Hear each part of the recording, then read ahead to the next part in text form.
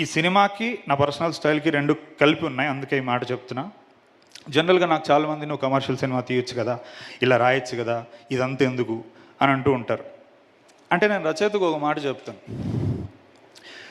నేను పెన్ను పక్కన పెట్టి ఒక 10 నిమిషాలు మనకెందుకు ఈ గోల, ఈ కవిత్వాలు, ఈ ప్రేమ, ఈ గులాబీ పూలు, మనసుకు సంబంధించిన విషయాలు మనకెందుకు అని నేను పెన్ను అక్కడ పక్కన పెట్టి ఒక 10 నిమిషాలు ఆలోచిస్తాను. 10 అంటే 10 నిమిషాలు మాత్రమే ఆలోచిస్తే అది ఎలా ఉంటుందో ఈ సినిమాలో వారణాసి ఫైట్ మీరు చూస్తారు.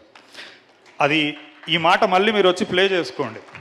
ఏంటి ఇంత ఉంటారు కదా ఇంటర్నెట్లో, ఏంటి ఇంత బలంగా అంటున్నాడంటే బలం దేని మీద నిలిచి ఉంటున్నాను, ఆలోచన, టీం వర్క్ మీద నిల్చొని చెప్తున్నాను నేను.